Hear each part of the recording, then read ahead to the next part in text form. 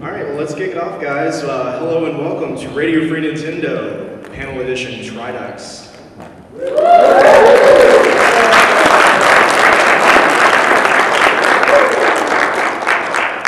Thank you, everyone, for coming. I'm your host, Jonathan Metz, and with me, as always, James Jones. Hello. John Lindemann. I must object to that affair. I'm nobody's uncle in this room. Creepy, yes. Uncle, no. And over here, we have our very special guest, Guillaume Bayette from Negative World. I don't know about how special I am. You're very special. Very. Extra, You heard the extra man. special. Yes. Very. So I have a question. How many in our audience are subscribers to the RFN podcast? All right, welcome. That's excellent. So we have some newbies as well. And how many people were at our NWR Connectivity Jeopardy panel yesterday morning? Yeah. Awesome. It was really great. I want to congratulate those guys. They did a fantastic job. It was their first panel ever. It was really, really nice. So thank you all for coming, and I hope we're going to have a really fun hour here talking about Nintendo. If you didn't come to hear about Nintendo, you should leave. That's what we do. And just a quick history for our podcast, for those of you who aren't familiar. We've been doing this for almost 6 years. We're coming up on our 300th anniversary, or 300th episode. Just John. I'm actually immortal. Yeah. Assassin's Creed 3 actually ends in George Washington listening to our podcast. I know we're coming up on our 300th episode this summer, and I hope you will subscribe and listen to that. It's going to be a big production, as it always is when we do these anniversary episodes. This is our third year at PAX East, our third panel, and we're really excited to be back. We love doing this, and we do this show over Skype normally, so it's always special for us to even be in the same room doing a show together. It's even more special to have an all live audience and actually get to look at you guys while we do it. So another thing I want to note is a huge part of our show is listener interaction and questions, question and answer. So we're going to devote about half the panel to that. So while we're going to start out with a feature discussion and talk about some Wii U stuff, because I think not enough people are talking about Wii U in the world of gaming right now, and that is our specialty. But while we do that, I hope that while you're doing your street pass checks and everything else, I hope you'll be thinking about questions, and we can talk about maybe the feature discussion will give you an idea, or maybe you want to talk about 3DS or retro games or anything you want. But we'll be happy to, and so we'll take Q&A and we'll devote about half the panel to that, and we'll try to get really in depth with your questions as always. So to kick things off, Can I have a minute first before we start? Yeah, absolutely. Because I have a surprise. Not for John. John's already seen it because I suck at keeping secrets. But I have a surprise. So apparently there's such a thing as a Lego store that I've now learned in Boston. So I have made us. Well, unfortunately, Greg can't be with us today. I didn't have a chance to make one for Guillaume, so Guillaume wants to hold Greg for the time being. But I have made unopenable Legos for us, apparently. James didn't think he had to open the blister pack. It's fine. I really should have known that. I closed the blister pack. I can open it. There we go. These are sweet. These are custom Lego figures. There you go, Johnny. That's amazing. It's your magic cup. It's actually a pimp cup, Johnny. Quite impressive. Your character's holding a pip cup. Yes. John's from the streets. So, yeah, okay. And I'm whatever the hell Carly made for me. I have no idea. Galleon with a dollar sign on it, of course. Right. Why am I in chains, James? Just do street, you say. Just do street. That was years ago. Those charges. And what is this for Guillaume? That was no. Well, unfortunately, I didn't have a chance to make one for Guillaume yet, but that was Greg. Oh, this is Greg. Okay. He's gonna chop everything. That's fantastic. Greg is holding an axe. That's the axe that he uses whenever MMOs come up on the show. Yes. You will never hear that shit, ever. That's our little secret. True story. All right.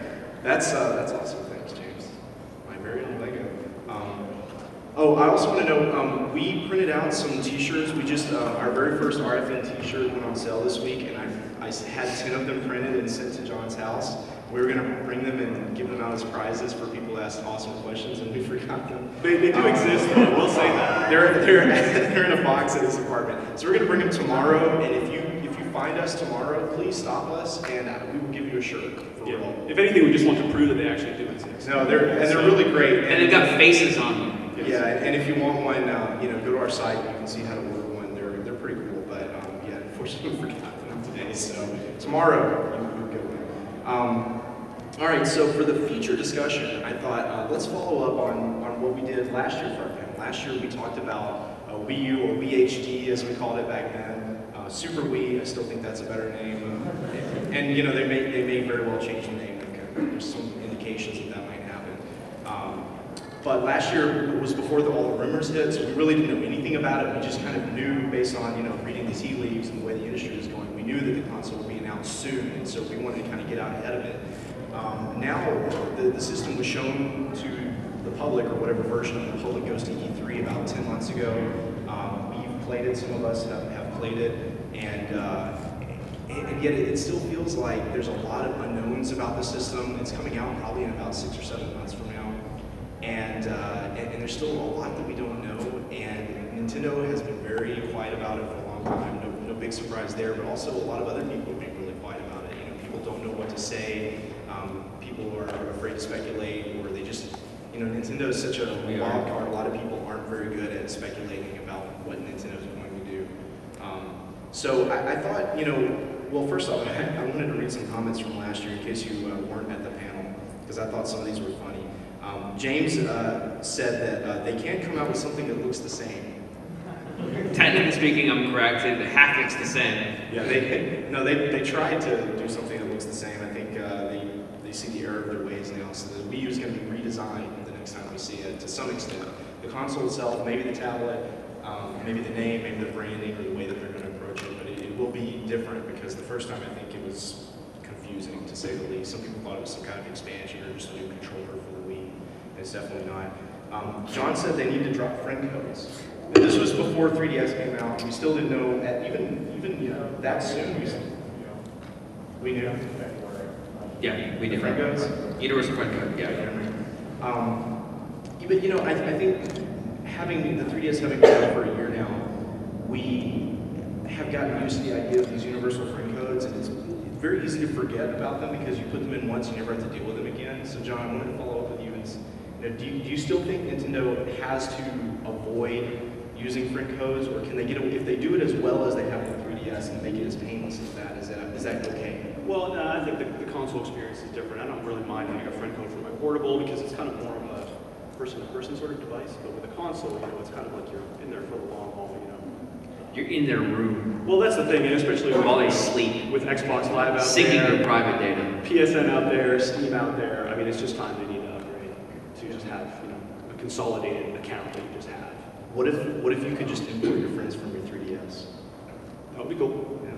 But I don't think that it would justify having a friend code for your console. I think it would be neat. Yeah. Yeah. Okay. Well, when you couple that with the publisher saying that Nintendo is going to let us do pretty much whatever we want with their network, do you fear that perhaps we're going to have to have a GameSpy account, a Steam account, Origin account, and like already with Monster Hunter, you have different friend codes.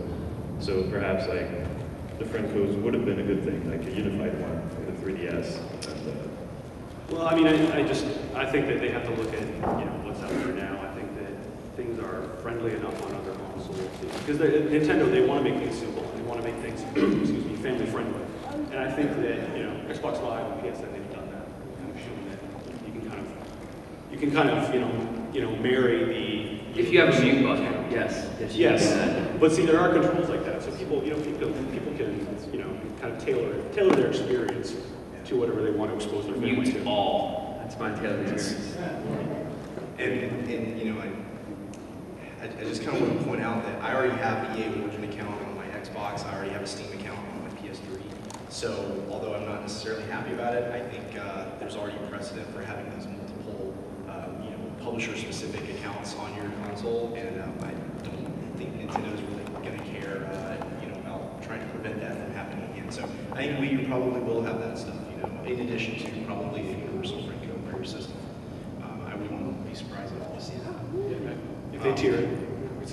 And then finally, a comment I made last year on our panel is that Nintendo should or could bring the touchscreen experience to a console, and everyone laughed at me. What do you know? So let's move into kind of the countdown. I kind of titled this feature the countdown to Wii U, because it is coming a lot sooner than we think. And, we don't probably think about it every day because you don't see it every day. You don't hear other people talking about it every day, but it really is coming out very soon. And I think once E3 hits, it's going to be just, blast in your face of, wow, this thing is real. There are actual games for it.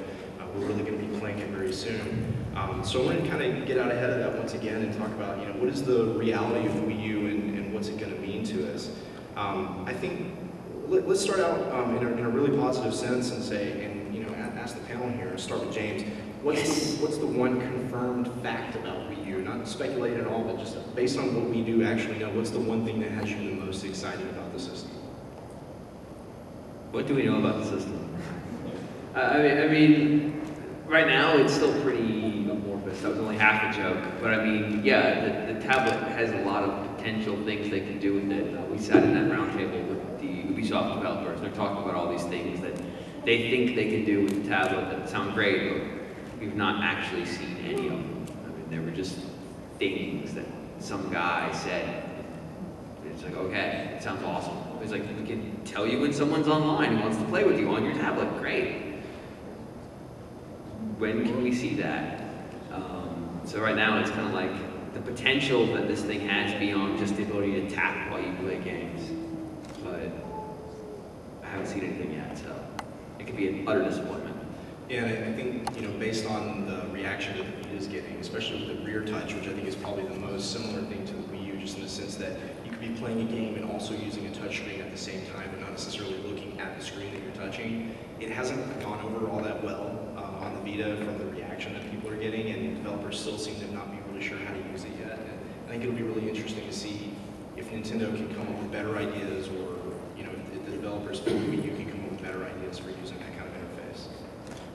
I mean, for me, aside from the network stuff, the unified account, it looks to be a unified account. I'm just glad that it's going to be 1080p, and devs will no longer have that kind of excuse like we don't want to download our stuff to a Nintendo platform.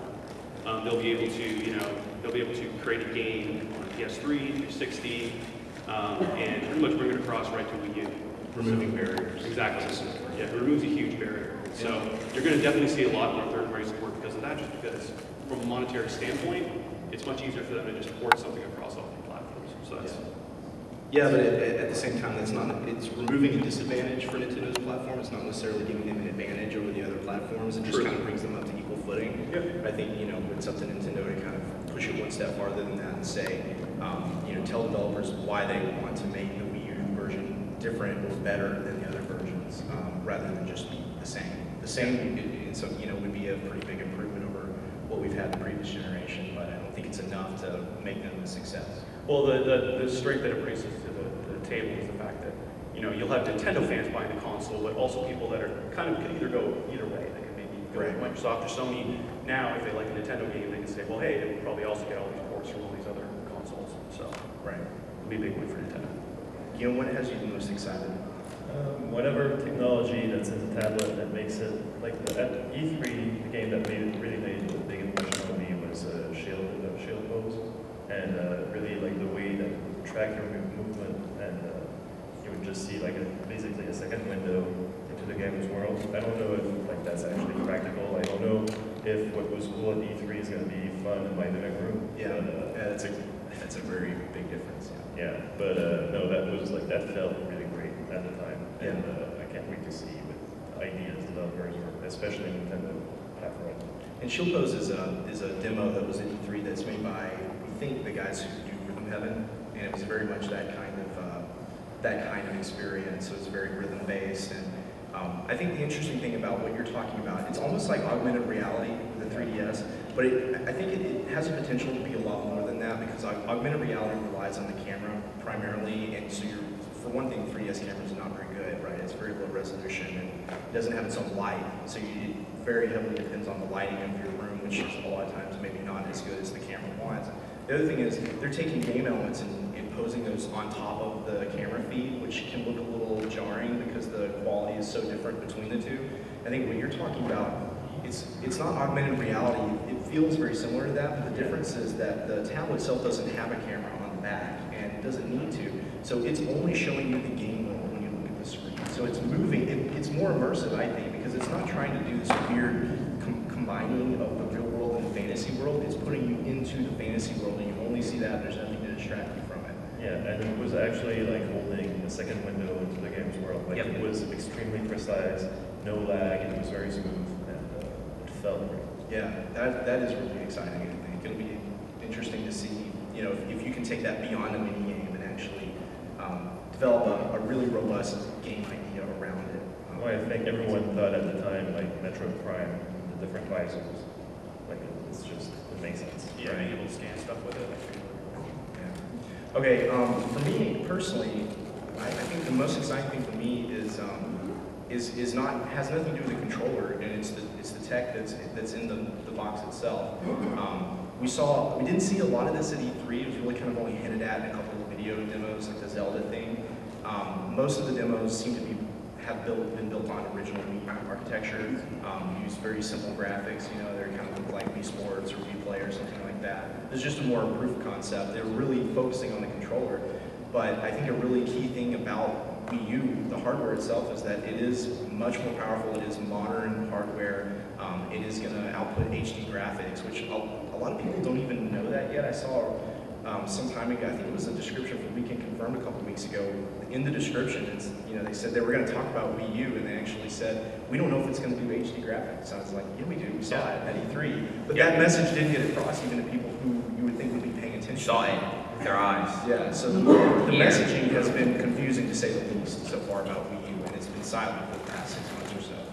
But if you think about it, and I'm not trying to disparage the Wii because it obviously did a lot of cool stuff, and there's many fantastic games on the system, but in terms of hardware specs, it's really not a big upgrade over GameCube, and the additional power that it did have over GameCube a lot of times was used to do things like motion controls or online play, etc., or just to make things smoother.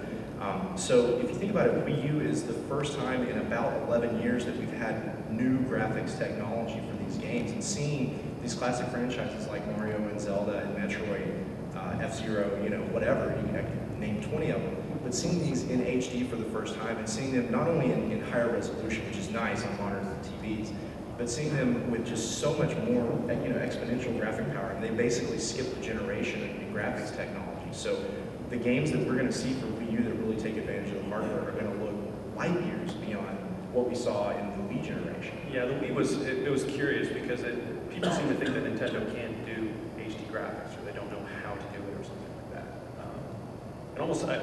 I hate to say that it gave Nintendo a bad name in that sense, but it lowered. I mean, people just don't expect Nintendo to do these big graphical, these high production value games necessarily. Production value, probably the wrong term because it's kind of a loaded term, but I mean, Nintendo can certainly do all of that stuff. So.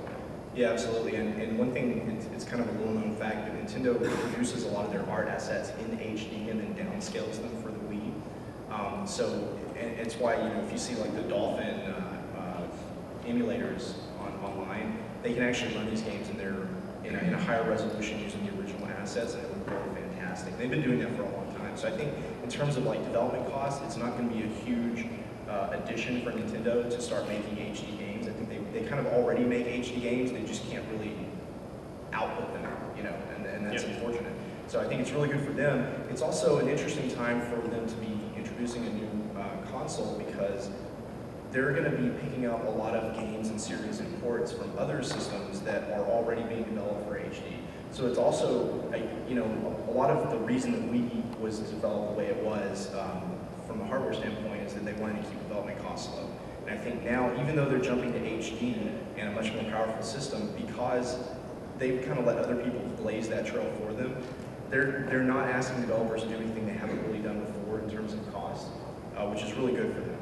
And that kind of leads me into the next question I wanted to ask you guys, which is, we all know this in the room, had issues with third-party support. There seemed to be a lot of it up front, a lot of it faded after the first couple of years, and the third-party games that we still get now, a lot of them are not very high quality, or they're not really things that we would be interested in. Whereas these other systems, PS3 and Xbox, have been out just as long, or if not longer, and they're still getting a lot of really heavy, really creative output from third parties. So, for me, the question is not, will there be third-party support for the launch or for the first year? Because I think there definitely will be. I think Nintendo's good at getting developers excited, and the other qualities of the system mean that it's going to be easy for people to bring over things like, Aliens, Colonial Marines, and Darksiders 2, and Batman Arkham City. I don't know why you would wait a year and play Batman Arkham City, but they're going to put it out there.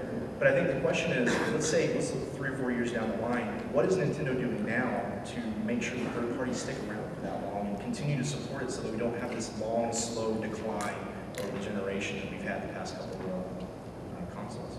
Jamie? It's an easy question. Yeah. This is not a quiz. Are we sure? I would hope that they're being forward with interacting with the development studios right now. And that's more than just getting them dev kits really in advance. That's really making sure they have the most robust documentation they can have. They have contact at all times, that they're constantly following up with these people, and that to a certain extent they're selling hardware as a viable platform for their software. And that's a little bit PR-ish, and that's a little bit technology support there. But really, to an extent, I don't know what Nintendo themselves are inclined to do on that front. I mean, they can pay for some exclusives, they do that occasionally. But really, to an extent, this has to be the developers making the decision. So all Nintendo can really do is grease the wheels and make sure it's as easy as possible for them to continue to support it. Ultimately, it's going to be a market viability thing that makes the decision for the other publishers. Well, I think there's no question that EA, Ubisoft, and Activision are going to support it like it's more. I think that the Wii and the 3DS still haven't dispelled the belief amongst publishers that only Nintendo makes money on Nintendo systems.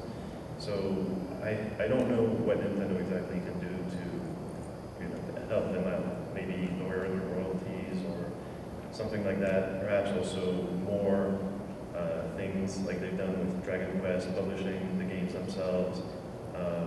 They've been really slow to add those some Nintendo codes to third-party games.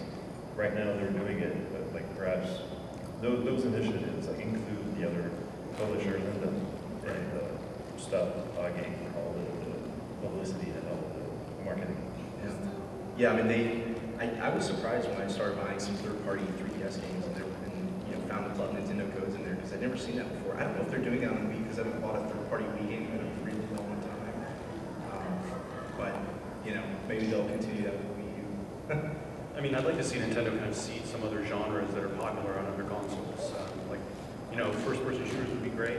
That does not have to mean some kind of like bro fisting sort of Gears of War Halo kind of thing, but something like GoldenEye. Can you describe bro fisting for the audience? Take your fist like this.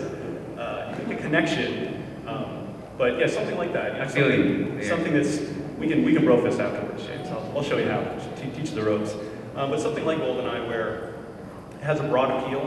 It's not necessarily some kind of militaristic shooter, anything like that. But some of these genres where that aren't typically a success or perceived to be unsuccessful on Nintendo platforms. I'd love to see Nintendo kind of branch out and maybe do something with one of their existing franchises that could be in these other genres.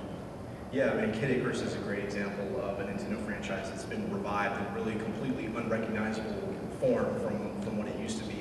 And I had some initial misgivings about Kid Icarus because of some demos, but I'm really impressed with the final product now that I've gotten to play it for myself. And I think it's a great template for Nintendo to revive other classic franchises and not be so slavishly devoted to the gameplay mechanics or the style of the previous games, because you do really get in this kind of diminishing returns of if you're only bringing back the same fans over and over again, there's going to be some loss, some attrition of that, and so you're getting diminishing returns, just fraction of your audience base coming back every single time. You have to find a way to make these games exciting for people who've never played before, and I think Kid Icarus is a great example of that. I mean, I would imagine a lot of people who are buying Kid Icarus Uprising right now never played the original one.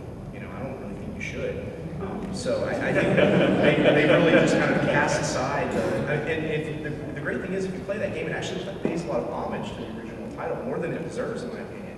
But it's great because if you are a fan of Kid Icarus, it reminds you of these things, and it's certainly not ignoring the fact that the series used to be something different, but it also does, I mean, in terms of gameplay, you can tell they don't really care about trying to make it feel like the original Kid Icarus. It doesn't at all. Yeah. It feels more like an 80s cartoon. Well, that's the thing. I think Nintendo fans are open to that kind of thing. Sometimes I think that Nintendo underestimates how open fans are to kind of reworking the franchises. I mean, it seems that on their earlier consoles, like on the NES, they were much more willing to rework franchises in kind of daring ways. That now it's, you know, you have, you know, this is the way this franchise is, and this is the way it shall be for the future going forward. Well, I mean, it's on the NES, it was 2 games. It's not really a franchise yet. This is the 2nd game. I mean, they probably didn't feel quite so tied to what they were doing at that point. It wasn't an established convention when they made Zelda 2. They did Zelda, and they're like, well, let's do something different this time. We're gonna let you jump on roofs and do stuff like that. But I also think they weren't the cash cows that they are now. That's why they don't want to tinker with the Well, formula. yeah. Just to finish up the third-party question, my idea on this was kind of that I think with Wii U, they need to try to get third parties to establish new franchises on the system from the start. Not that that's an easy thing to do, but it's so important. If you think about the games that are still coming out now on PS3 and Xbox 360, they're mostly sequels in franchises that have been around since the launch of those platforms. And those series did not launch on Wii. So for instance, Call of Duty, there's 6 Call of Duty games on Xbox 360. There are 3 or 4 on Wii, but they didn't start it there, you know? So that was a series that people didn't already associate with Wii, and so 2 years later, when they finally release a Call of Duty game for Wii, nobody really cares, because if you care about Call of Duty, you're already playing it on another system. Yeah, they didn't even bother marketing Call of Duty. So. You know, Mass Effect is a great example where they've tried to branch it off to PS3 as well, and I think, you know, if you only have a PS3, it's great that you can play that game on your system. But people associate that series with Xbox, and if you started playing it on Xbox 360 4 years ago, you're going to finish playing it on Xbox 360. So what that means is it's kept those platforms alive because people are always looking out for, well, if nothing else, at least the next game in that series is coming out. There's no next game in a series coming out in a week, and there hasn't been for a long time. So those franchises didn't exist from the start. Nintendo cultivated the Wii platform as a place for publishers to experiment and to, you know, try a bunch of mini games and things like that. And some of that stuff was really successful and some of it was really cool, but they didn't set up these kind of top tier, awesome franchises that would exist on Wii, even if eventually they got, you know, branched off and ported to other systems. The Wii would be the home of that franchise, and that doesn't really exist, even for Nintendo's own games. They don't typically only release 1 game in a system, in a series for a given platform. And I don't expect Nintendo to really change their ways on that outside of Galaxy 2. But I think third parties always expect to release 2 or 3 games in a franchise on a given platform. And you need to set up that infrastructure with the Wii software, the Wii U software library from the very beginning. We are almost at 30 minutes, so we're going to start Q&A in just a sec. One last thing. I think, what's the best question I have left here? We ran out of time. All of them. Is the close association with Wii that was shown back at E3, as we know it right now, is that a good or a bad thing for Wii U? How do you take advantage of that, and how do you correct it? Well, if you're correcting it depends really how they want to market it. I mean, if they're going to try to hit that same core demographic that made them a lot of money in the previous iteration, then yeah, it probably is a good thing. The only distinction is you have to make it really clear that this is a new piece of hardware, and that your advertising has to consistently drive that message home. For a while, they were continuing to call this part of the DS family of systems, which is really self-defeating because there's about 4 other pieces of hardware that are also members of the DS family of systems, and they all do the same thing. And this does pretty much everything else differently. But if they're trying to just make the clean break, I think marketing it might be a little easier without the branding, but mind share is a lot more difficult. Yeah. So it just depends on how they want, which particular marketing issue they want to tackle. They want to try to gain new mind share, or do they want to try to make sure that the distinction between old and new is clear enough to understand you're going to have to buy a new piece of hardware. You can't just go to the store and buy a screen and suddenly play Measure Up. Also, you bought Measure Up, so. Measure Up is the kind of thing that will probably come with the system. I hope so. What do you guys think? I mean, you know, this thing, from what we've seen so far, it looks a lot like the Wii. The games look a lot like the Wii, at least in style, and it supports all these Wii controllers. In fact, you kind of have to use Wii controllers because it only supports 1 tablet. This seems like a really confusing product to sell to people. To me. Yeah, I can't remember the really awkward phrase that Iwata or Reggie used to say, like, now it's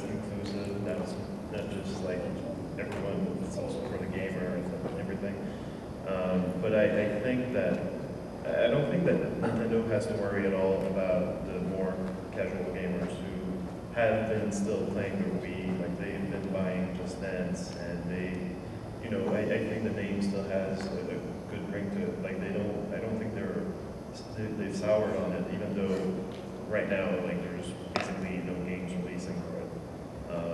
But yeah, they really have to bring back the gamers, and I'm pretty insulated of negative world. Like people don't really bitch about Nintendo or the Wii, but sometimes when I go outside, like I hear like the Wii, what? Like you're still playing that? And WiiWare is dead, the VC is dead. Like they really have to make a big push, and I don't think that ports of Assassin's Creed 3 is going to convince anyone. So yeah, make a clean break perhaps with the Wii name, and I don't know, hardcore Kid Icarus game. Realistic, I have no idea. That's the thing. I think the Wii is such a huge quantity that I think I think it makes no sense to go away from the brand. I mean, I think they took a big risk in it. When they actually named it Wii to start off with, and it paid off for them. So I think that they should go with it. I think they could probably come up with a more elegant name. I think Super Wii is definitely better, even though there's a lot of even though it's right for jokes. I think it's going on. Yeah, but I think they should stick with the Wii brand. I think they probably what they'll run into is people just assuming that they know everything that the Wii brand is all about, trying to kind of break them of that perception. Again, I keep bringing up the word perception, but I feel like there are a lot of perception issues with Nintendo. So Are you receiving these perception issues? He's very perceptive. yes. Okay, so let's go on into our feature discussion and start the Q&A. You can line up at this microphone, I believe. Our helpful enforcer is coming over to make sure it works all right here.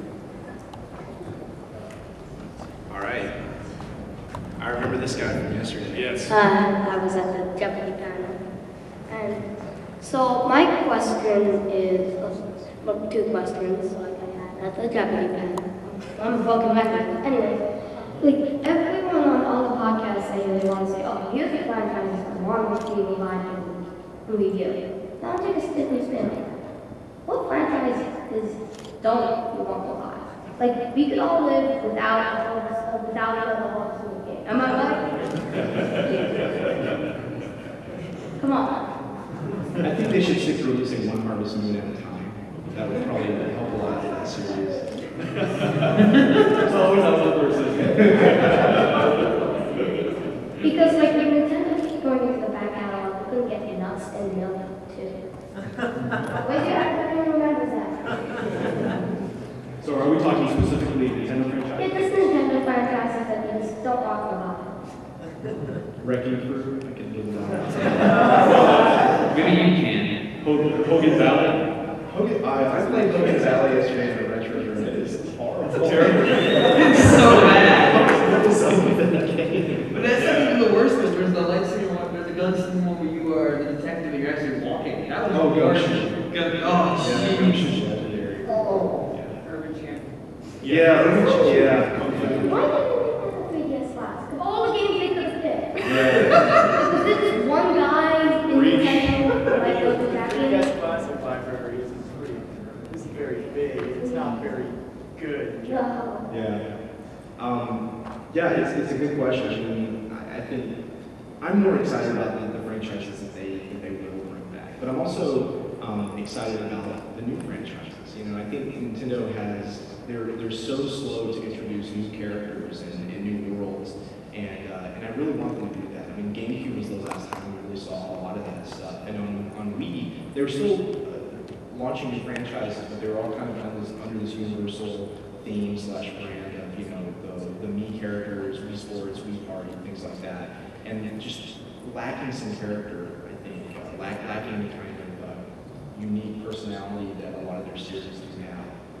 No, they're unique. I mean, Right. it's in the name, so it's kind of difficult for them to build a franchise. I mean, they are a franchise. It's difficult for them to build a personality around you, because, I mean, John's down there, how you put that in? I mean, I don't know, man. I don't know. I don't have all the answers. John is a walking Mii. I mean, for me, it's if I had to say one thing I would really like to see them pass on, at least for the time being, it'd be another 2D Mario. But since they've already shown it for Wii U, I guess that's out. Since we've had what, like 5 in the last, if we were looking up 5 in the last 5 years. Yeah, and I'm not sure that. I feel like that kind of gameplay is. I'm glad that they're keeping it alive for sure, but I feel like it's better suited to handhelds. I'm not sure if we need their console, New Super Mario Brothers. Not right now. It does feel a little soon, but you know that maybe that's not a launch game. Maybe that is going to be pushed out for a long. Or it's done already. Maybe it is already. All right, thanks. Wait, one last quick question.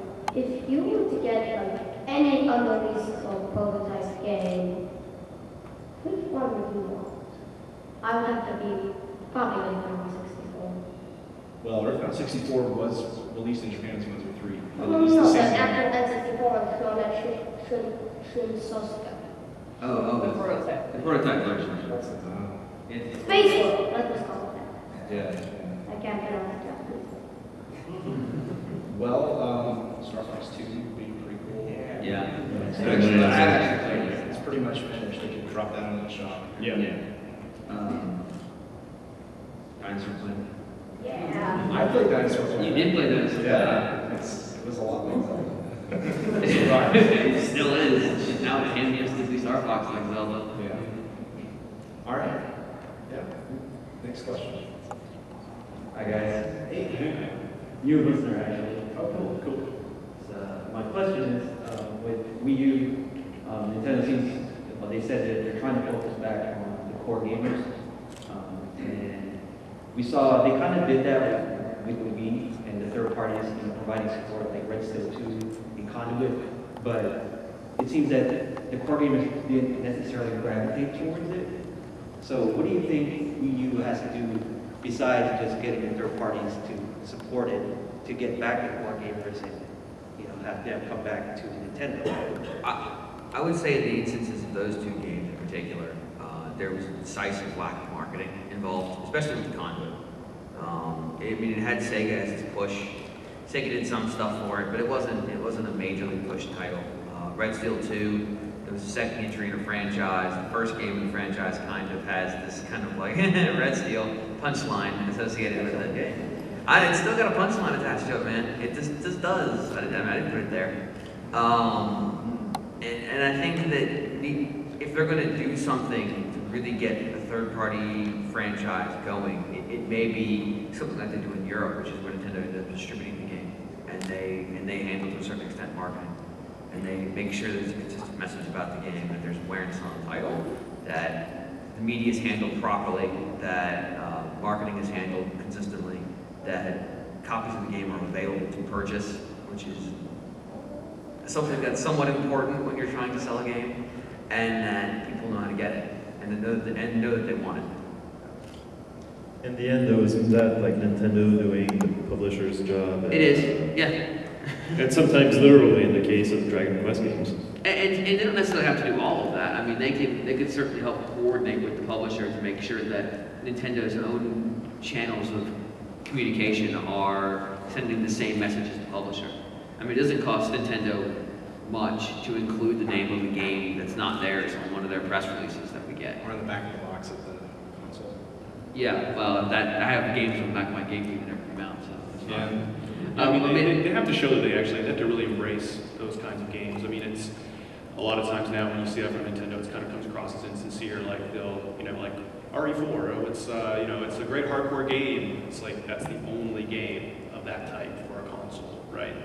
On the horizon. So I think they really have to kind of keep those kinds of games in the forefront. Just say, hey, we do all this, family casual, whatever you want to call it, but we also do all these hardcore, like have consistent releases. Talk about them consistently. Make sure that make sure you can, when one goes out of its sales cycle, that you've already begun planting the seeds for the sales of the ones that follow.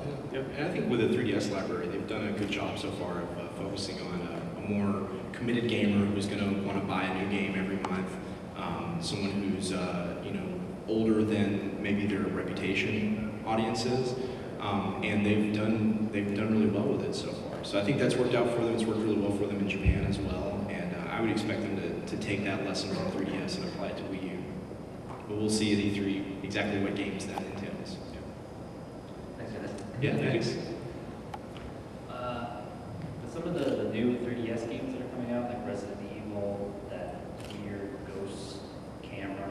Spirit camera. Yes. And especially Kid Icarus. How do you feel that Nintendo seems to be going after these games for the 3DS that aren't portable anymore?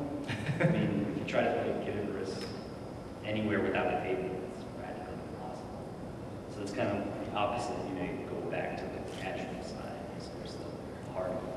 How do you feel about the Yeah, Spirit Camera takes a book, which is kind of inconsistent with portable gameplay, and holding it like this. Books are totally portable. Angling it like that to make sure you nail that spot just right, and then spinning around, presumably on a bus, trying to find ghost stuff. Yeah, there's a problem with that game, it's portability.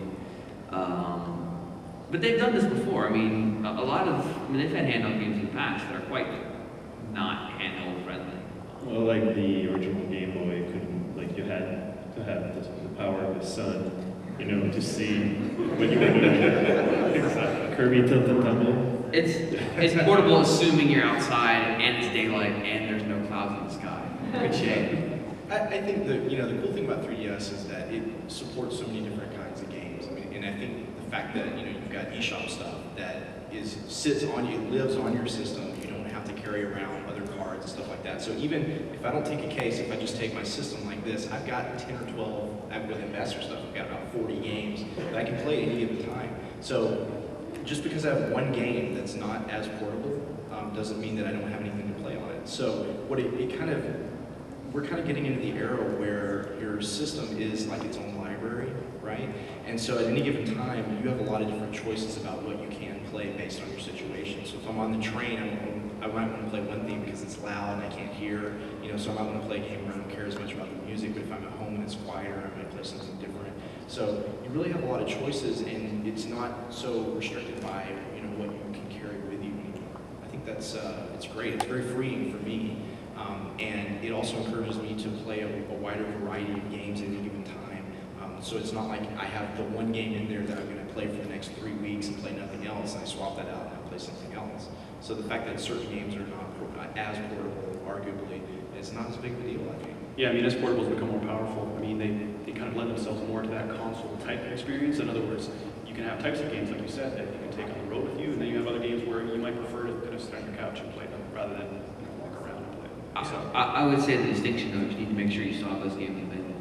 That you're selling those games that are intrinsically portable experiences. Okay. And as long as you stay committed to that, then you're fine. And I would say they're actually in somewhat good shape there because they have things on the eShop now, and they're putting out, I don't know, about 1 or 2 eShop games a week that are consistently decent. That's not a high bar, but there are some awesome eShop. There are some good ones that are portable friendly.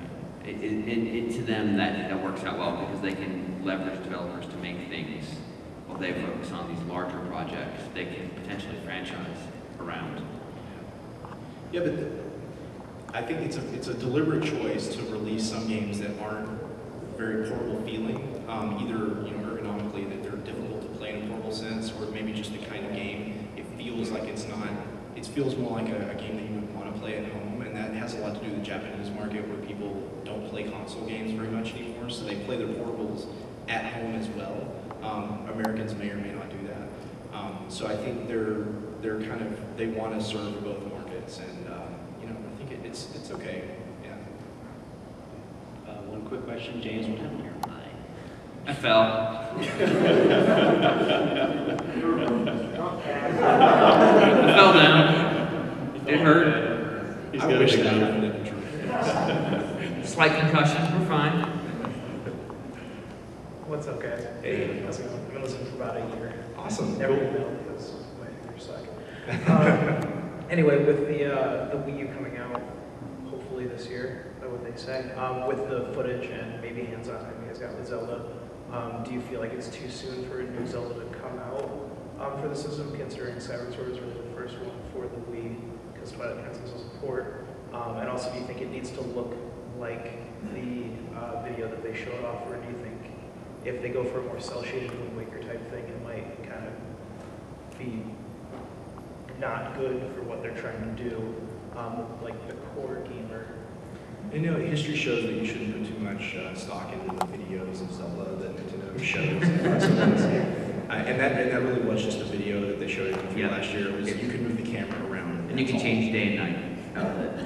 Yeah, so it wasn't really playable. It was, they just wanted to make it clear it was running in real time. That was the reason for that demo to exist. I think if they could have a new Zelda at launch that was a lot different than Skyward Sword in whatever way you want to imagine, that would probably be a good thing, but just realistically, it's not going to happen. It's just not possible that they could have made a new Zelda game that would meet our expectations in that amount of time. Skyward Sword was a huge project, probably the most expensive game Nintendo's ever made, and it didn't do that well in the market. I think it did okay, but it didn't meet their lofty expectations for sales and things like that.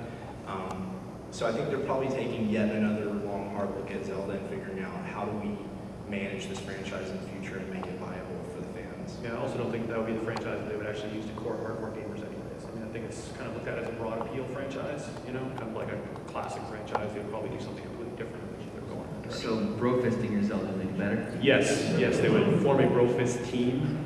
There would be many chest bumps. But what if fanboy dreams do come true and Retro is working on the Zelda game? That's not my fanboy dream. That's my fanboy nightmare. I'd be okay with that. I'd be totally fine with it. I think they will return to the Wind Waker graphical style. I really do. And I think in HD and with the new power of the system, it could look pretty amazing. And I think Wind Waker is a game that a lot of people, in retrospect, appreciate much more than they did at the time, and especially before it came out. I think with a refreshed push for that series and for that style, I think probably people are a lot more open to it now. If you look at games like Journey, and boy, there's a lot of examples on other systems that have adopted elements of the style of Wind Waker, and so it's now kind of more infused throughout the culture of gaming, and I think it's probably a lot easier for them to go back to that style now and have it look not so weird anymore, So yeah, I think that'll happen eventually. Cool, thanks. Thank you. Thank you. Hey guys, long-time listener for a few years. Awesome. Can I say that you look totally different from my mental image of all of you? Just wanting to point on your voice. Wait till you see the shirt. So anyway, my question. The sales numbers from Japan this week where the 3DS is outselling the Vita 10-1. Do you think we're going to see canceled 3DS games like Assassin's Creed Lost Legacy, Mega Man Legends 3, Saints Row kind of be revived, at least the Japanese ones? And beyond that, do you think this year we're going to, because of that, we're going to see further Western developers kind of embrace the 3DS, or it's been mostly Eastern so far? Great question. I would say most games that canceled are canceled for more than just concerns about the 3DS's viability on the platform. I think more often these titles were canceled out of concerns of viability of the game itself. Legends 3 is a really good example because apparently their objective was more with their paid demo was basically it's like, hey, can we actually afford to make this game? And the answer is no. Assassin's Creed, I'm not really sure that how committed they were to that game. If it was just we have to have a game on 3DS, let's make one, or if it was like somebody had a real vision. But at the same time, I think it will lead people to make more games for the 3DS. We would be turning down the market at that point. That's proven to be somewhat, at least have some depth to it. Yeah. And one Western developed 3DS game that everybody should keep their eye on is Heroes of Ruin. That was one of my favorite 3DS games from E3 last year, and John played it yesterday at Square Enix. Yeah, it was pretty cool. It was kind of a Diablo-ish experience, but they're going to have 4-player online, voice over IP, a whole bunch of stuff, and a lot of really cool streamlining of the UI. So it's actually it was pretty good. I was pretty impressed. Square Enix booth, right?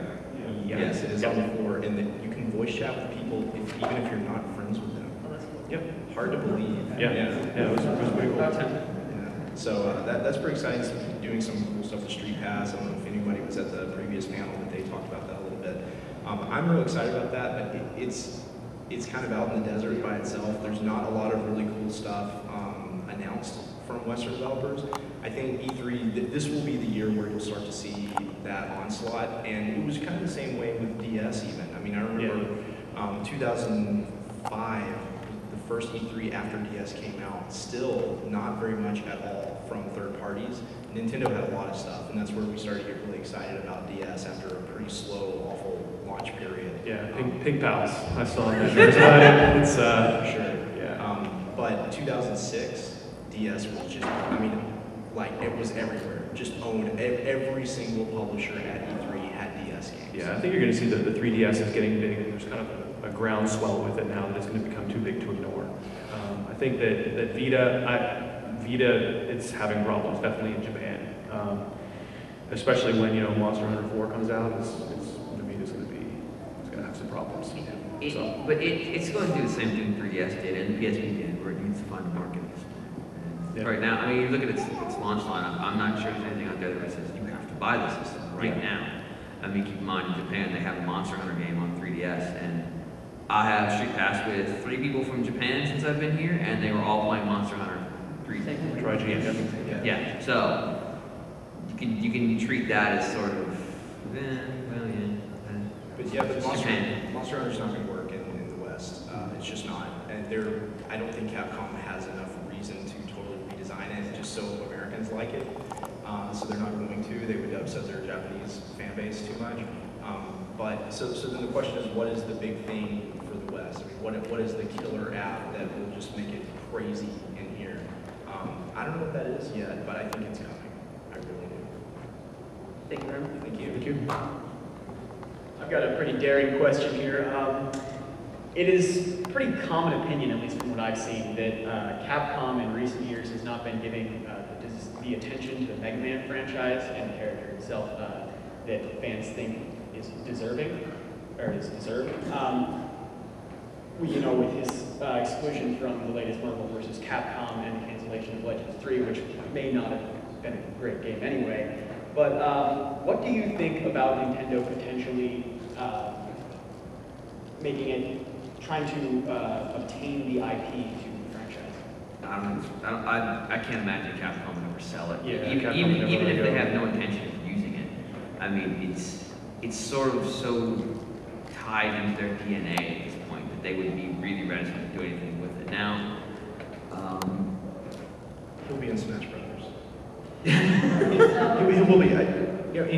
Mega Man's been on every platform over the past 25 years, but his home is Nintendo. He started on the Famicom and the NES, and was, Mega Man X and Mega Man 1 through 7 are all NES games. And even when, and I think we should give Capcom some credit, because I think Mega Man 9 and 10 were really, really cool projects that are maybe a little bit underappreciated. I think what they did with those games was excellent. And the success of those games, for one thing, they're sold the best on WiiWare, which probably tells you a lot about where Mega Man fans live and what they're paying attention to. But the reason that they were able to make those games is that they were very cheap to make. And the problem is that Mega Man, because it has not changed in the past 25 years, these very incremental, tiny changes that only fans would notice, they haven't been able to go out and reach new fans. So they're catering to the same group of people every single time. And because of that, again, it's shrinking little by little over time. And so they can't make like a big budget Mega Man game. And that was the problem with Legends 3. It's a 3D game for 3DS. And so it was going to cost way more to make than a 2D Mega Man would. To an extent, they have to go through about 20 years of experimenting at some point. I mean, Mega Man 9 is essentially the same game you played, 26 years ago? Yeah. I mean, they can continue to make those games, as Johnny said, or they're going to have to do something truly, like a jump we haven't seen before. And they can't just divorce like Nintendo with Kid Icarus and say, oh, whatever, I don't care what this game was out before, we're just going to make something different, it's fine. Because that franchise has continued to exist in the state that it's in. Right. So they have to somehow they either have to release a game knowing it's going to have a very small market, which they can. I mean, Capcom does have games like that. Or they can, and knowing that means they get less resources, or they can try to make some big jump and know they have the potential of alienating everybody and spending a lot of money. I think the most likely scenario for the revival of Mega Man is that Capcom will continue to publish it. I don't think that'll ever change unless they just go out of business and Nintendo picks up a fire sale, like what happened with Midway. And Monster Hunter will prevent that. Right. exactly. So that'll never happen. But Capcom could farm it out to an outside developer. They have shown that they're willing to do this with some of their other franchises. Mega Man, they've kept it fairly close to the vest. It's all been, they haven't let other studios develop them. They've been small Japanese developers that can keep on a short leash. And I think there's just, I think as the franchise becomes more desperate and people, becomes longer since the last game, they're going to be more willing to just let someone else take it and run with it. And I think a company like WayForward or Renegade Kid, I don't know if anyone's played Mutant Muds, but it's very Mega Man-esque. I think a company like that can do a great job with it, could make the game for very low development costs, and could put it out on platforms where the fans might actually pick it up. They could do that. Outside of that, it would need a pretty major overhaul, relaunch, and I'm not sure that it's worth their time to do, especially if they focus more on Western-style games as a publisher. I think they just probably just wanted to give the franchise a break as well, because that character's been in so many games. Right. They wanted to just... There was I think it was 98. There was a year where, if you didn't count the Mega Man games, it was like 11 games with his name on it. Yeah. Which is a lot. In a single year. It's a lot of games. I mean, granted, it's across multiple platforms, but still, that's a lot of things. So maybe right now they're just sort of, like John said, just we'll let this sit for a little while, and we'll figure. Or they Guitar Hero it. Yeah. So probably the reason that people are freaking out about the lack of Mega Man games is just that it has been such a steady stream over the entire lifetime of that franchise. And just because we go 2 or 3 years without a new Mega Man doesn't mean that we'll never see another one again. But you get used to seeing a new one every single year. Yeah, I mean, if we didn't have a Call of Duty game announced next year at E3, what would? Oh, are we done? Someone's listening to the podcast while we leave. That's nice. Yeah, if there was, think of it this way: if there wasn't a Call of Duty game announced next year, the internet would explode. And I mean, just out of shock more than anything else. But take that down many notches of scale, and that's kind of what I'm looking at. Yeah. Okay, thank you. Thank you. We only have a couple minutes left. 15 minutes? Yeah. Oh, okay. We have a couple 15 minutes left. All right. Awesome. Let's keep it going. Hi. Hi. I've never listened to your show, but I'm going to now. I saw that. Awesome. You guys rock. So let's start listening. I have a question about the Wii U. You guys were mentioning before Ubisoft and how it's been great. I feel like it's very supportive of Ubisoft's things to do. What do you think about the possibility of having Beyond Good and Evil as a Wii U launch title? Because that game kind of disappeared. I really loved the game. I know it didn't sell too well, but really liked it a lot. And then also, not just a launch title, but do you think it might be a Wii U title exclusive? Because I feel like it should. So the original game, Beyond Good and Evil, was first shown as a GameCube title. It was talked about as a GameCube title for a while. Eventually, it was revealed it was multi-platform. It did sell best on the GameCube. I think so. Yeah, I think it did. Which is a relative term because it sold horribly. But it was a really good game. I did really enjoy that game. But it's very Zelda-esque. If you've never played Beyond Good and Evil, you can actually download an HD version of it on Xbox and PS3, and it's fantastic. I would highly recommend you do so. If you've never played it, I mean, if you love Zelda, you should play it. Does that port have problems? It seems to... No, it's really good. Okay. It's really good. Then did we ever know what happened to the sequel? Well, it was announced. I think it's one of those things where it's concept art. It was a concept video. It was a concept video. That game. Right. Yeah. I mean, Rayman Origins just came out 6 months ago. There's no way that Beyond Good and Evil 2 is coming out for launch, unfortunately. But I think that game will eventually come out. It's probably going to be a long-term project for them. And it's a kind of game, if it's like the first game, it's the kind of game that in the modern era with the modern technology is very expensive to make. It's an adventure game, kind of epic in scale, a lot of wild characters and worlds, and it's going to cost a lot of money to make. And based on the sales of the first one, it's a miracle that they're even talking about a sequel. So they're going to have to kind of take a creative approach to how they develop this. It'll probably just spool out over a very long period of time as they do other things. Yeah, that's what I was going to say. You'll probably see the hype train start really early for something like that. Just kind of probably just to see the real interest. Yeah, like, see what the gauge an internet audience. They want to gauge whether people care about it. Now we can go out on a limb now and say that if we ever do get the GameCube Virtual Console for the Wii U, that game will probably be on it because it's an easy sell for Ubisoft at that point. Sell it, I don't care. There will Whatever. definitely be a GameCube Virtual Console. It's just a matter of when. There's so much money to be made. Yeah, well, there's definitely an N64 Virtual Console as well, but Fair enough. But I remember, I think Marcel himself said that if Rayman Origins was successful enough, it would give him enough pull, perhaps, to do Beyond Good and Evil 2. Do we know if it's been successful enough? It made money, but I mean, it broke even. oh, I love my PR reps. It's not the John Carter of gaming, but let's just say it's not going to be funding the next game. Yeah. Good question, though. Thanks. Yep. Also, they need to make Pokemon Snap with that controller. Yeah. Nice. Here. Question from Ness.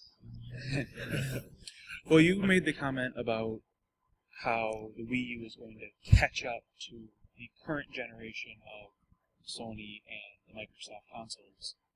If Wii U's not coming out till Christmas, and from what I've heard, they were looking at like 2015 something for the next generation of the Xbox and PS3, what's preventing, or what's going to happen if Nintendo is always willing to catch up in that regard?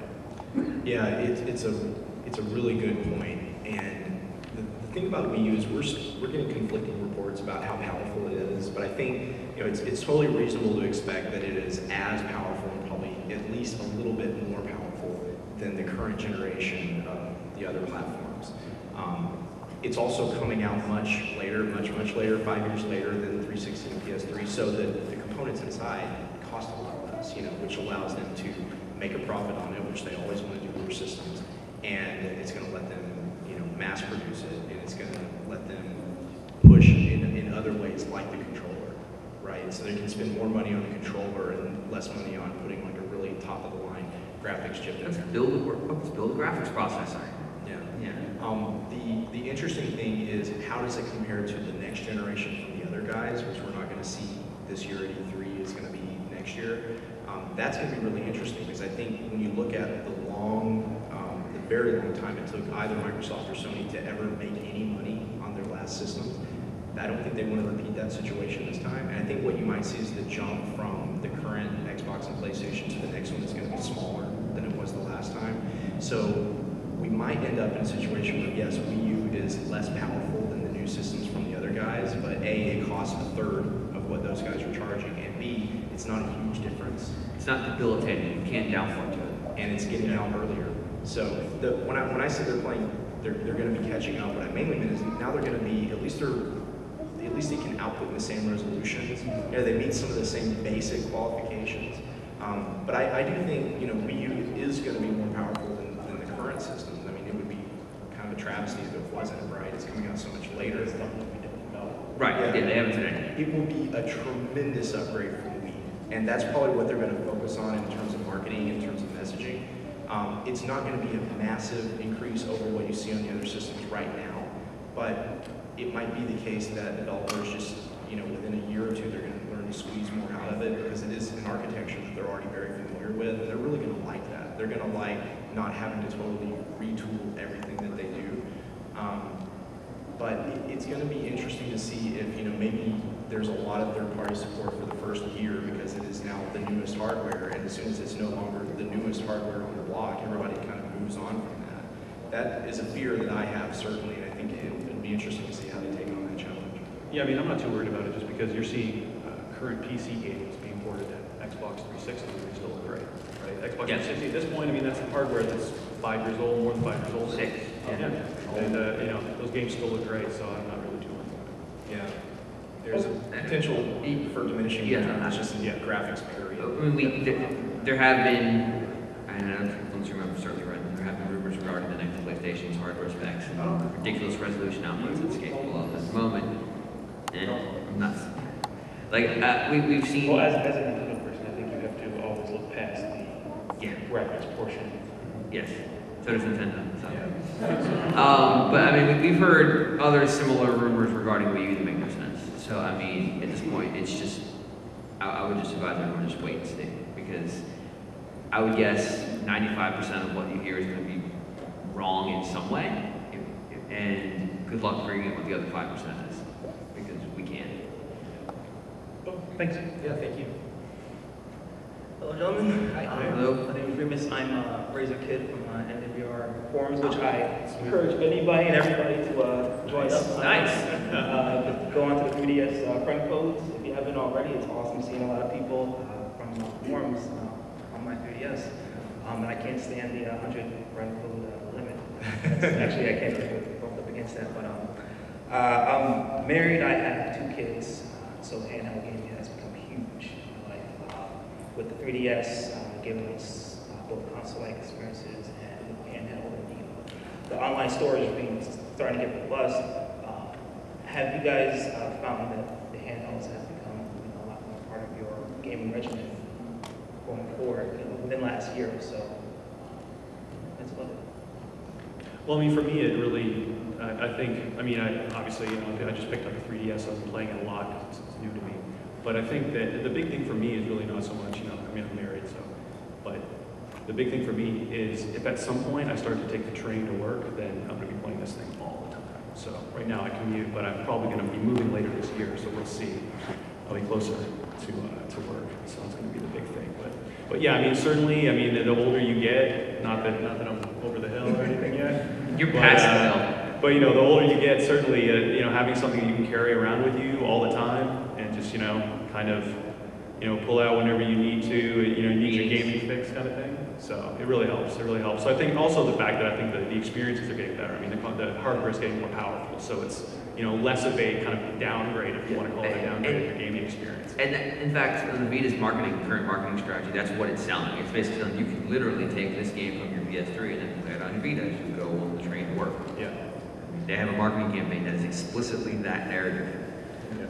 That's weird to me. It is somewhat weird, but it makes sense if you're the kind of person who only kind of fixates on one game at a time, which maybe is James, I don't know. But I have such diverse interests in gaming. I always want to be playing like 5 different games at the same time.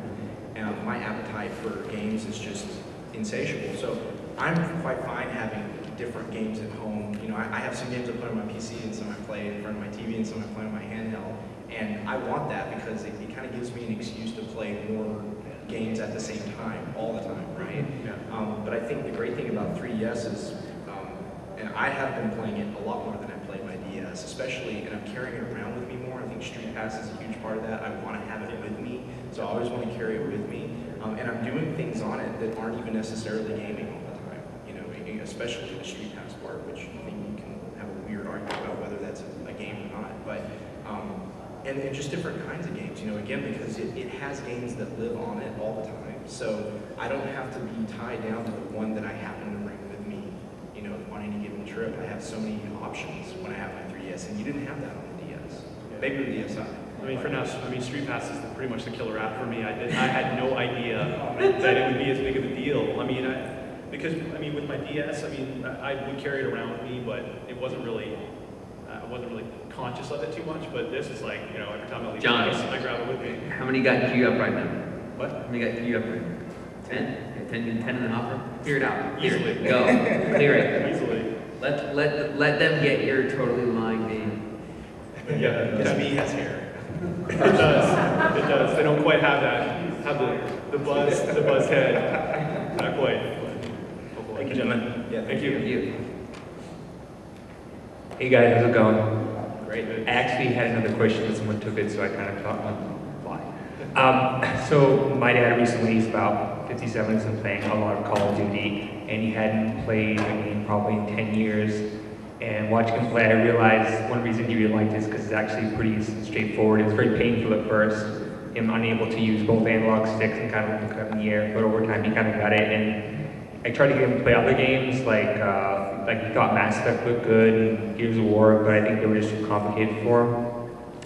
And now with the next generation coming up and kind of hearing about Retro Studios hiring people from the Uncharted games and I think Enslaved.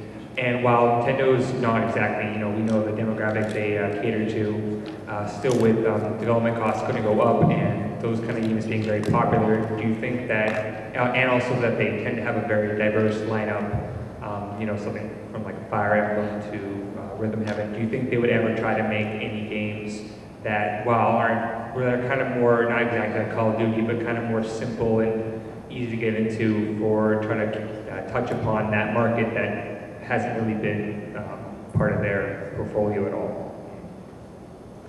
Yeah, that's an interesting question. Call of Duty is weird because to me, it's really complicated. In order to be good at it, it's really difficult to be good at Call of Duty, and yet it's the kind of thing that Objectively, it's quite simple. Like what you're trying to do, you go forward through, but the actual mechanics of being good at it are incredibly intricate. He only plays a single player, by the way. Oh, only a single player. That's interesting, but it is very simple in a single player. But I think the question gets at the heart of a problem Nintendo has in pushing some of their most respected, most famous franchises. Games like Zelda and Metroid are incredibly complex to play. They require you to do all these wild things in your brain to get your head around how these levels are put together, and they're puzzle based, they're exploration based. It's very daunting for someone who's not already steeped in the culture of video games and has been doing that for their entire lives. And I think it's very difficult for them to adapt those franchises to be something that's more accessible. They've tried so hard with Zelda to make it a casual, friendly game, and it's not. I don't think it'll ever be. I really don't. I think the people who love Zelda don't want it to be. They love the complexity and the sophistication of what's in the game design for that franchise. So it's tough. They're going to have to do it with new franchises. Yeah, I agree. They would have to take a brawl approach where, that's the fighting genre, it got to a point where the games were so complicated to play that they became a niche genre. And then they came along, Nintendo came along with Brawl, and completely just blew that out of the water. It's an amazing game, but it's also anybody can pick it up and play it and understand what's going on. So I think that's the kind of approach that they'll have to take that they took with Brawl. They'll have to just kind of throw everything out, just start with the base concept, like we want people to be able to fight each other, but it can't be in a way that's complicated and that will scare them away, and go from there with first-person shooters. I would love to see them do it. I don't know how they would do it, but I think they could. Thank you. Thank you. Quick question, guys. Here's theoretical. So, E3 2012, lights dim, you hear some familiar music, and you see simultaneous launch date for Grand Theft Auto 5 on PS3, 360, and Wii U. You think that's possible? Yes, it's possible. I think it's possible. Yeah. But think it's going to happen? It might, but it's not as big of a deal as you might think. It has a shock value for people who wouldn't expect Grand Theft Auto to be on a Nintendo platform, even though it has been in the past. But ultimately, the system's already coming out on at least 2 or 3 other platforms, and having it come out with parity on Wii U means little, because no one's buying the Wii U to play Grand Theft Auto. Because they already have a system that can play it. If we were dealing with a situation where nobody had systems, then it would be a more pressing issue. But unless they came out and said, "Oh yeah, the Wii U version is awesome," and then had some real justification for that. I remember when San Andreas was announced for an Xbox version. It seemed like it was a big news story because that series had been sort of exclusive to PlayStation 2 for a while. But ultimately, does anybody really care that Grand Theft Auto was on Xbox, the original Xbox? It's not a big deal in the grand scheme of things, because that's already a multi-platform series. So, if there was a unique Grand Theft Auto that would only be on Wii U or something like that. Chinatown Wars was unique. It was at first, yeah. And Chinatown Wars is great. It was a great game. And unfortunately, nobody knew how to sell that game to the DS. No, it was such a weird game, because it looks, the cartoon graphic style, okay, but it's actually really violent. Yeah. So you think that at least maybe some media push from that though? Yeah, it would get them some media push. Yeah. We would write about it, obviously, and pretty much all the way up the chain would write about it. But I'm not sure that it would move the needle any. Yeah. If the goal is to show that Wii U will have mature rated games, I think they've kind of already done a lot of that. Metro 2033 is dire. That is like a grisly game. Darksiders 2. Darksiders 2, yeah. There's a lot of mid-range games already announced. Assassin's Creed 3. Aliens. So, you think Ninja Gaiden 3 will be any better on the Wii? I might be worse. Let's just put it this way: they do at least have a chance to kind of do something, fix it, right? Yeah. So I think there'll be some interest component in that game on Wii U. Just as maybe this is a chance for redemption. Yeah, but I wouldn't pin it on one game. It has to Right. He's got to If it's, it would really, if they had this big slate and these are the mature rated games we're going to have, and that was on there with the day and date, I think that might be more impactful than just saying, oh yeah, it's a movie too. But if GTA 5 comes out to Nintendo, I think that we can expect great coverage from Fox News. Yes, exactly. Thanks, guys. Okay, thank you. Yeah, hello. This is the last question, by the way, sorry. So how long after the Wii U's release do you think there's going to be a Nintendo DS player? Kind of in the style of the Game Boy player for the GameCube. Using the tablet as the touchscreen. Pretty much, yeah. Well, like, there is Nintendo is going to have to find peripherals to sell, because they're not going to be selling Wiimotes for the Wii U. Well, it might be. Guillaume is exactly right. The weird thing about the Wii U is Nintendo's a hardware-driven company. They make most of their money selling hardware and first-party software. And with Wii U, because it supports one tablet, and the tablet by necessity has to come with the system, and otherwise you're using controllers that you already own for Wii, it leaves them in a really weird spot. How are they going to make a lot of money on Wii U if they can't sell you crazy accessories? And I've been wondering about this a lot. I think there's potential they can sell like maybe a wireless classic controller that's a little bit better or something like that, but it's going to be difficult for them, for sure.